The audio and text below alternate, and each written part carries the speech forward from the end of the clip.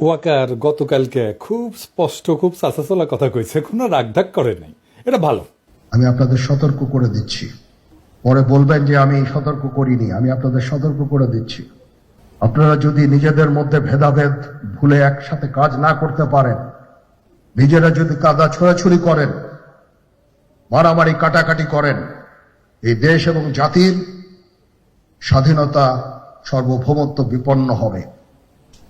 আমি আজকে বলে দিলাম, নাইলে আপনারা বলবেন যে আমি আপনাদের সতর্ক করিনি। আমি সতর্ক করে দিচ্ছি আপনাদের। ভালো। আর্মি সবসময় চায় শত্রু তাকে লক্ষ্য করে গুলি ছুড়ুক। গুলি ছুড়লেই একমাত্র আপনি প্রতিপক্ষের অবস্থান বুঝতে পারবেন। ওয়াকার সাহেব নিজের অবস্থান জানাইছেন, নিজেরে দেশের বিপ্লবের ছাত্র জনতার আকাঙ্ক্ষার প্রতিপক্ষ বানাইছেন, আর অবশ্যই অবস্থান জানাইছেন। এটা তার একার অবস্থান না, এই অবস্থান ভারতের, এই অবস্থান আওয়ামী লীগের, এই অবস্থান বাংলাদেশের সুশীল এলিটদের, হয়তো কোনো কোনো রাজনৈতিক দলেরও আমি আর নাম বললাম না। তো সে কি বলিছে? এক number, police, RAB, NSI, DGFI এই সমস্ত প্রতিষ্ঠানকে দুর্বল করে তোলা যাবে না। এই সমস্ত প্রতিষ্ঠানের সদস্যদের বিচারের প্রশ্নটা এদেরকে দুর্বল না কইরা সমাধান করা লাগবে। দুই নাম্বার, নির্বাচন ডিসেম্বরে হইতে হবে এবং ইনক্লুসিভ হইতে হবে।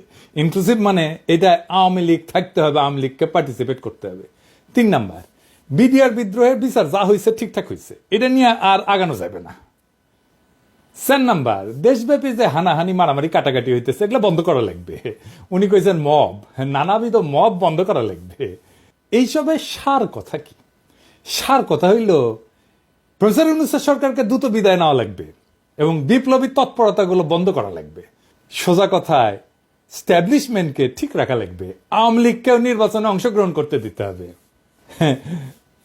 কইতে চাইছে, যেটা কইতে চাইছিল আর কি, যে নির্বাচন হবে, তাড়াতাড়ি হবে, আপনাকে এটা ক্ষমতায় আসার সুযোগ দেব। তবে ইন্ডিয়ার সাথে আগের যে সম্পর্ক ছিল না আধিপত্যবাদী, সেটা পুনঃপ্রতিষ্ঠা করতে হবে, এই শর্ত আছে। গেলে আওয়ামী লীগকে পর্যায়ক্রমিকভাবে পুনর্বাসন করতে হবে, এটাও শর্ত আছে। বিডিআর এর হত্যাকাণ্ডের বিচার নিয়ে আগাইতে পারবেন, এটাও শর্ত আছে। অন্য সকল বাহিনীর বিরুদ্ধে চলমান তদন্ত বন্ধ করতে হবে, এটা আর একটা শর্ত।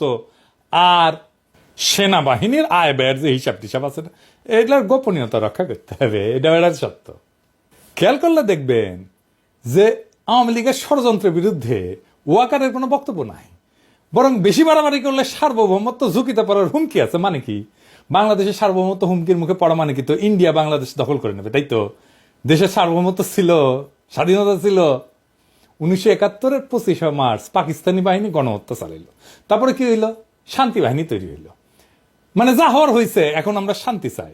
মুক্তিযোদ্ধারা সব দুষ্কৃতিকারী, এই মাইন্ডসেট, এটাই হইতেছে দুর্বল ভীরু কাপুরুষের মাইন্ডসেট, এটাই হইতেছে সেই পাকিস্তানি বর্বরতার মাইন্ডসেট। এই